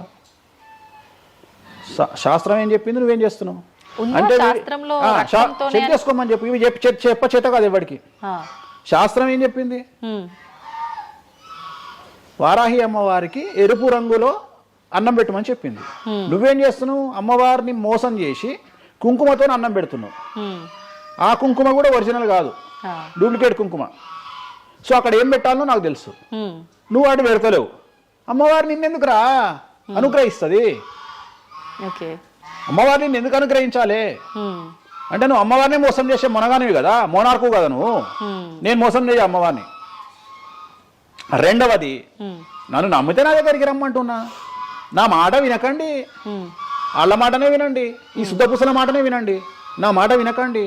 ఫస్ట్ మీరు నన్ను మెచ్చుకున్న వీడియో దయచేసి చూడకండి. నన్ను యాంకర్లు బట్టలిప్పాలి అని ప్రయత్నం చేసిన వీడియోలు చూడండి. నన్ను చాలా వరకు అంటే ఈయన ఏదో దొరకబట్టి విని ఆ ఉన్న లాస్ట్కు నా ముల్లారం కూడా ఇప్పేసిన, ఇంకేమైనా ఉన్నాయేమో బాడీలో గుంజుదామో అని ప్రయత్నం చేసే యాంకర్ల వీడియోలు చూడండి. నా గురించి నెగిటివ్ పెట్టిన వీడియోలో చూడండి. మీకు నా మీద చివరిగా నమ్మకం కలిగి ఈయన దగ్గర విషయం ఉందంటే రండి, లేకుంటే రాకండి. ఇంకొక విషయం అంటే మీరు ఇంత ధైర్యంగా దర్జాగా ఒక సవాల్ విసిరినట్టుగా మాట్లాడుతున్నారు వీడియోలో మాట్లాడినప్పుడు. మరి మీరు చెప్పినవన్నీ అంటే వేణుస్వామి చెప్పినవన్నీ వాస్తవాలైతే, శాస్త్రంలో ఉంది నేను చూపిస్తానే అతనైతే, ఎంతసేపు ఉన్నా ఆయన పర్సనల్ వీడియోలో చెప్పడము, వేరే యాంకర్ల దగ్గర చెప్పడం తప్ప డిబేట్లకు ఎందుకు రారు, వచ్చి మాతో వాదించవచ్చు కదా, ప్రూవ్ చేయొచ్చు కదా అని చాలా మీరు రెడీనా? డిబేట్లకు రాను. ఎందుకని? కానీ మనం అగ్రిమెంట్ పేపర్లు రాసుకుందాం. నీ ద్వారా చెప్తున్నా నువ్వు కామాఖ్యకు నేను తీసుకుపోతా. నేను చెప్పిన దాంట్లో కామాఖ్యలో ఏది జరగకపోయినా నా దుకాణం పని చేసుకుంటా. నా ప్రాపర్టీ మొత్తం రాసి చేసి నేను నా ఫ్యామిలీతో సహా దేశం వదిలిపెట్టి వెళ్ళిపోతా, లేదు స్టేట్ వదిలిపెట్టి వెళ్ళిపోతా. అన్ని వాస్తవం అని మీరు ప్రూవ్ చేస్తారు. అక్కడ పోనీ అక్కడికి నేను ప్రూవ్ చేసిన అవసరం లేదమ్మా. నీకే ₹1,00,000 ఇస్తా, పోయి చూసుకుంటా రాదు కెమెరాలో. ఓకే, ఎందుకు దీనికి ఎందుకు డిబేట్ ఎందుకు? నువ్వే పోయిరా, నీకు నేను డబ్బులు ఇస్తా, ₹1,00,000 ఇస్తా, పోయిరా. ఓకే, పోయేసి అక్కడ ఏమేమి జరుగుతుంది, ఏమేమి పూజలు చేస్తారో నువ్వే చెప్పు. ఇప్పుడు కామాఖ్యలో కూడా అమ్మవారి గర్భగుడి లోపల దాకా ఈ పంచమకార వ్యవహారం కానివ్వండి, బలి సాంప్రదాయం, ఆ బలికి సంబంధించిన విధానం కానీ లోపలికి లేదు, అది కూడా ఏదున్నా మెయిన్ గుమ్మం బయటే అని అంటున్నారు. అది సో ఇది అంతా నీకు ఎప్పుడు రైట్స్ వస్తాయి అంటే చూసినప్పుడు మాట్లాడడానికి వస్తాయి. నువ్వు ఎవరో చెప్పిన దాన్ని నన్ను కార్నర్ చేయడానికి అడిగితే పనికిరావు. నేను అనే పాయింట్ ఏంటంటే ఇవన్నీ షో చేయడానికి పని చేయనటువంటి వ్యవస్థ. అంటే ఇవన్నీ నేను వీడియో రూపంలో మీ ముందుకు తీసుకురాలనేటువంటి వ్యవస్థ. సో దీనికోసము నువ్వు వాళ్ళ కోణంలో నన్ను ప్రశ్న అడిగినావు అనుకో, నేనేమంటున్నా అంటే నా కోణంలో అడిగిపిస్తా, వచ్చి చూడు. నా కోణంలో నువ్వు ఎప్పుడు అడుగుతావు? నాతో పాటు వచ్చినప్పుడు అడుగుతావు. నువ్వు నాతో పాటు చూడకపోతే నువ్వెట్లా అడుగుతావు? అట్లనంట ఇట్లనంట. ఇప్పుడు నార్త్ ఇండియా వాడు ఉన్నాడు, నేపాల్లో ఉంటాడు, వానికి వెంకటేశ్వర స్వామి విగ్రహం ఏందో తెలియదు. సపోజ్ వానికి ఎవరో చెప్పిండు ఎల్లిగాడు వెంకటేశ్వర స్వామి కాదు అమ్మవారు ఉన్నదని, వాడు కూడా నువ్వు అడిగినట్టే అక్కడ లోకల్ యాంకర్ అడుగుతుంది, ఆడ వెంకటేశ్వర స్వామి కాదట అమ్మవారు ఉన్నదట కదా అంటాడు. నువ్వు చూస్తే చెప్తావు, అరే పిచ్చినాయాలా, అరే ఎదవనాయాలా, ఆడున్నది వెంకటేశ్వర స్వామిరా, దేవుడు రా అని చెప్తావు. ఆ, అవునా? అవును. నువ్వు ఆ కామాఖ్యమ్మ వాడిని చూస్తానని ఇట్లా అడగకపోతుంటే నువ్వేం అడుగుతుంటే నీ వర్షన్ మారుతున్నావు. వేణుస్వామి గారు మిమ్మల్ని ఎందుకు టార్గెట్ చేస్తున్నారండి ఈ ఎదవలు అని అడిగే విధానం మారుతుంది. నువ్వు చూడకపోతే నీకు ఎక్కడ అడుగుతావు. నీ ఆలోచన విధానం ఏంటంటే ఈయన ఏమన్నా ఇరుకున పెడదామా అనే ఆలోచనే తప్ప, అరే ఈయన నేను చూడలేదు కదా, నాకు రైట్సే లేవే అని నువ్వు అనుకుంటలేవు. నీకు రైట్స్ ఎక్కడ ఉన్నాయమ్మా అడగడానికి? నన్ను అడగడానికి నీకు రైట్సే లేవు. అంటే మీరు అన్నట్టు నేను అక్కడికి వచ్చి చూస్తే అక్కడ జరిగేది చూస్తా, అది మాత్రం శాస్త్ర ప్రకారంగా జరుగుతుందో లేదో నేను చూడలేను కదా. అంటే దీన్ని బట్టి ఉద్దేశం ఏంటి అంటే, ఒక దేవాలయంలో కూడా శాస్త్ర ప్రామాణికంగా జరగదు. కామాఖ్యలో తెలుగు వాళ్ళు మాట్లాడుకునే పండితులు మాట్లాడుకునేవే నిజాలు. ఇప్పుడు నువ్వు అనేది అదే కదా. అంటే అది ప్రాంతీయం ప్రకారంగా జరుగుతుంది. అది మరి ఏదైనా ప్రాంతీయమే జరుగుతుందమ్మా, ఏదైనా ప్రాంతీయమే జరుగుతుంది, ఏదైనా ప్రాంతీయమే జరుగుతుంది. గోవాల కసినో ఆడితే తప్పు లేదు, తెలంగాణలో కసినో ఆడితే తప్పు. దాన్నే దేశకాలమాన పరిస్థితులు అంటారు. తిరుపతి వెంకటేశ్వర స్వామికి తిరుపావడ సేవ చేస్తారు, మరి ఎదుగో లోకల్ టెంపుల్ ఎందుకు తిరుపావడ సేవ చేస్తలేరు? తిరుపతి వెంకటేశ్వర స్వామి వారికి పునుగుపిల్లి తైలం పెడతారు, మరి అట్లనే ఇప్పుడు రేపటి నుండి రామాలయంలో పునుగుపిల్లి తైలం పెట్టి నువ్వు వచ్చి నువ్వు స్టార్ట్ చేయమ్మా. మన తెలుగు రాష్ట్రాలలో నువ్వు ప్రాంతీయత గురించి మాట్లాడుతున్నావు కదా. అంటే ఒక్కొక్క దానికి ఒక్కొక్క కట్టుబాట్లు ఉంటాయి. అవునమ్మా, నీకు కావాల్సింది అల్టిమేట్ గా ఏంది? నీకు డబ్బు కావాలి, నువ్వు కోరుకున్న కోరికలు తీరాలి, అంతే కదా. నువ్వు కోరుకున్న కోరికలు తీరాలి. ఎంతమంది ఎకనామికల్ అఫెన్స్ చేస్తలేరు భారతదేశంలో? టీచర్ దగ్గర నుండి మొదలుకుంటే ప్రతి ఒక్క నువ్వు ₹1,00,000 లోన్ తీసుకొని కట్టకపోతే నీ ఇంటి ముందరకు వస్తారు. 20,000 కోట్లు తీసుకున్నాడు దొబ్బేస్తావని సంఖ కూడా ఎవడు పట్టుకోడు. ఇవి కదా మనం మాట్లాడుకోవాలి. ఇవి చేతగావు. వేణుస్వామి కామాఖ్య నుండి అమ్మవారిని తెచ్చి హైదరాబాద్లో పెట్టిండు అంటే నేను అనే పాయింట్ ఏంటంటే ఇదే చెప్తున్నా. ఇప్పుడు విమర్శించడానికి బట్టలిప్పడానికి చేసే ప్రయత్నము, నువ్వు సబ్జెక్ట్ గురించి ఆలోచించి వామాచారం అంటే ఏంది, దీనివల్ల లాభం ఏంది, ఇది కదా అడగాల్సిన ప్రశ్నలు. కానీ ఏం చేస్తున్నావు? నీ దగ్గరకు వచ్చే వరకు సాధ్యమైనంత వరకు అసలు కామాఖ్యలో ఇష్టమే లేదట కదా. ఒకవేళ నిన్ను నిరూపిద్దామని నేను విశ్వ ప్రయత్నం చేస్తే చివరికి నువ్వేం మాట్లాడతావు? అది అక్కడ లోకల్ అట కదా. అవును లోకలే, అది లోకలే. ప్రతి ప్రాంతానికి ఆచారం ఉంటుంది. మరి సంక్రాంతి అనే పండుగ ఆంధ్ర వారిది కదా, తెలంగాణలో లేదు కదా. మరి తెలంగాణ రేపటి నుండి వేస్తే జనవరిలో తోలు తీద్దాం ఒకనొకంది చెప్పు, మరి చేద్దాం. పతంగులు ఎగిరేసుడు తెలంగాణ ప్రాంతం కదా, ఆంధ్రాలో కూడా నేస్తే తందాం ఈసారి చెప్పు, మరి నువ్వే చెప్పు. ఎందుకు బ్రిటిష్ వాళ్ళు అలవాటు చేసిన న్యూ ఇయర్ ని మనం జరుపుకోవట్లేదా? అంటే నీకు నచ్చిందేమో. నేను అదే చెప్తున్నా, మీరు చేస్తే సంసారం, వేణుస్వామి చేస్తే వ్యభిచారం. అంటే అర్థమైంది ఏంటంటే యాంకరింగ్. ఇప్పుడు ఇంటర్వ్యూ మనం మాట్లాడుకుంటే సంవత్సరం గురించి మాట్లాడదామంటే నీకు అల్టిమేట్గా కాంట్రవర్సీ కావాలి. ఎందుకంటే జనాలు కాంట్రవర్సీ తన్నుకొని వస్తే ఎంజాయ్ చేస్తారు. ప్రశాంతంగా కూర్చొని ఓం నమో వెంకటేశాయ, వెంకటేశ్వరం కొబ్బరికాయ కొడతాడు, వెంకటేశ్వరం నామాలు ఉంటాయి అంటే ఎవరు చూడాడు. ఇట్లా మనం ఇద్దరం పెంట పెట్టుకున్నాం అనుకో, కింద నన్ను వచ్చిండ్రు ఆ దున్నపోతు అని ఒక కామెంట్ పెట్టి ఎంజాయ్ చేస్తాడు. సో ఇవన్నీ చూసి చూసి చూసి చూసి చూసి వెక్స్ అయిపోయినా. నేను ఒకటే నమ్ముతా, ఒక మనిషి విమర్శించంగానే ఆ మనిషి లైఫ్ నాశనం అయితే ఆ మనిషి బ్రతికి వేస్ట్. ఒక మనిషి కొట్టగలిగితే ఆ మనిషి లైఫ్ వేస్ట్. మీరు ఏం కొట్టుకుంటారో, ఏం విమర్శ చేసుకుంటారో మీ ఊహకే వదిలేస్తున్నా. వేణుస్వామి అన్టచబుల్. వేణుస్వామి చాలా కష్టపడి స్థాయికి వచ్చిండు. సో వేణుస్వామి చెప్పేవేవి అబద్ధాలు కాదు. ఇంత పెద్ద స్టేట్మెంట్ ఇస్తున్నా. వేణుస్వామి తప్పు చేస్తే వేణుస్వామిని అమ్మవార్లు సర్వనాశనం చేస్తారు, 1000 ముక్కలు చేస్తారు. వేణుస్వామి సర్వనాశనం అయిపోతాడు. నా జోలికి ఎవడొచ్చినా వాని సంగతి అమ్మవారు చూసుకుంటుంది. ఇంతకంటే బిగ్గెస్ట్ స్టేట్మెంట్ ఎవడు ఇయ్యాడు ప్రపంచంలో, నేను ఇస్తున్నా. సో నేను ఇక్కడున్న తొప్పాసగాళ్ళతో డిబేట్ పెట్టాల్సిన అవసరం నాకు లేదు. నీకు దమ్ముంటే నువ్వు తీసుకురా, ఎవరిని తీసుకొస్తావో నేను డబ్బులు పెట్టుకుంటా, కామాఖ్య తీసుకుపోతా, చూపిస్తా. మళ్ళీ మొత్తం చూపించిన తర్వాత నేను అట్లా నుంచో ఇది లోకల్ ఇది లోకల్. రాత్రి పెళ్లిలు ఏదైతాయి ఆంధ్రాలో అవుతాయి, తెలంగాణలో ఏ పెళ్లిలు అవుతాయి 11 గంటలకు అవుతాయి. మరి ఇప్పటి నుండి తెలంగాణలో ఎవడన్నా రాత్రి పూట పెళ్లి చేసుకుని తన్నాలే పట్టుకొని. ఇంత పెద్ద గ్లోబలైజేషన్ అయ్యింది. చివరికి బాలయ్య బాబు సినిమాలకు కూడా పరదాలు కాలుస్తున్నాం అమెరికాలో, పవన్ కళ్యాణ్ సినిమాలకు కూడా పరదాలు కాలుస్తున్నాం అమెరికాలో. దీంట్లో రానటువంటి పట్టింపు ఓన్లీ వేణుస్వామి కామాఖ్య దగ్గరికి పోయినప్పుడే వస్తుంది అంటే కావాలని చేస్తున్న వ్యవహారం ఇదంతా వాళ్ళ ఇష్టం.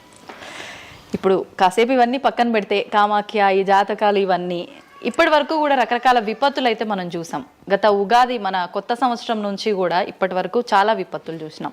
అంటే పంచభూతాల్లో ఒక్కొక్కటి ఒక్కొక్క ప్రళయంగా, అగ్ని ద్వారా కావచ్చు, గాలి ద్వారా కావచ్చు, రకరకాలుగా. ఇప్పుడు ఈ గ్రహాల మార్పుల వల్ల ఏవో రాబోతున్నాయని, మొన్న రీసెంట్గా బ్రహ్మంగారి ఇల్లు కూలింది అని, అంటే ఎక్కడ ఏ మూలన ఏం జరిగినా కూడా దాన్ని ప్రతి ఒక్కదానికి లింక్ చేసి దానివల్ల ఏదో దుష్ప్రభావాలు రాబోతున్నాయి, దీనివల్ల ఇబ్బందులు పడబోతున్నారని చెప్పి చెప్తున్నారు. మరి ఈ 2026 మనమైతే ఉగాది నుంచి చూసుకుంటాం, కానీ ఆంగ్ల నూతన సంవత్సరం రాబోతోంది. దీని ద్వారా మనకు ఉగాది వరకు ఈ మధ్య కాలంలో ఎలా ఉండబోతోంది, గ్రహాలు రాశుల పరంగా చూసుకుంటే, పంచభూతాల పరంగా చూసుకుంటే, తర్వాత మనకి సంవత్సరం మారిన తర్వాత ఎలా ఉండబోతోంది. 20 నిమిషాలు ఆడుకుందామనే ప్రయత్నం చేసిన నీకు ఇప్పుడు చిన్న ఫినిషింగ్ టచ్ ఇస్తా. అసలు నువ్వు జనవరి 1కు ముందు నా దగ్గరికి ఇంటర్వ్యూకి ఎందుకు వచ్చినావు? ఎందుకు రావు? ఉగాది కదా నువ్వు రావాలి. ఉగాదిది సపరేట్, అప్పుడు కొత్త పంచాంగం దృష్ట్యా ఇది సపరేట్. క్వశ్చన్ లేదు. ఎందుకని? తప్పు. దీనికి ఆన్సర్ చెప్పినాకనే ముందరకు పోవాలి మనం.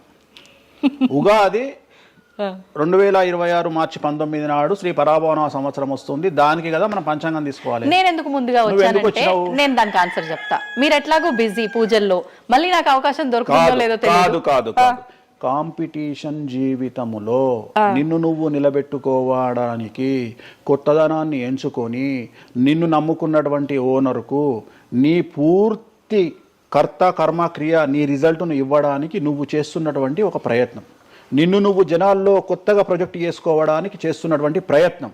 అదే ప్రయత్నం వేణుస్వామి చేసిండు కామాఖ్య విషయంలో. అమ్మా ఇట్లొచ్చారా? అర్థమైందా? కాబట్టి జనాల్లో కొత్తదానంలో కొత్తగా వస్తే నువ్వు గదే యాంకరింగ్ నేర్చుకున్నావు, గాయన గదే అడ్వకేట్ చదువుకుండు, గా టీవీ ఛానల్ గదే చేసింది. మరి గా టీవీ ఛానల్ ఏమో ప్రైమ్ టైం స్లాట్ 2 లక్షలు ఎట్లా పోతుంది, పనికి వాళ్ళ చిన్న ఛానల్ 2000 ఎందుకు పోతుంది అంటే వాళ్ళు కష్టపడడానికి, వాళ్ళు చేసిన స్టింగ్ ఆపరేషన్లు కావచ్చు, వాళ్ళు జీవితాన్ని నాశనం చేసిన విధానం కావచ్చు, వాళ్ళకి ఆ పేరు వచ్చింది. సో అట్లనే వేణుస్వామి కష్టపడి ఈ స్థాయికి రావడానికి వేణుస్వామికి అంటూ ఒక బ్రాండ్ ఉన్నది.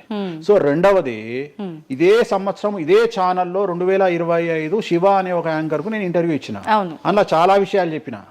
ఏమేం చెప్పిన? ఈ సంవత్సరము రైలు ప్రమాదాలు ఎక్కువ అని చెప్పిన, విమాన ప్రమాదాలు ఎక్కువ అని చెప్పిన. చెప్పంగా వెనకకించి వచ్చి వీనికి పని పాట లేదు, వీడు పొద్దుగాలు లేస్తే ఇటువే మాట్లాడతాడు అని తిట్టిరు నన్ను. మరి అయినప్పుడు ఒకడన్నా పెట్టడేంద్రా?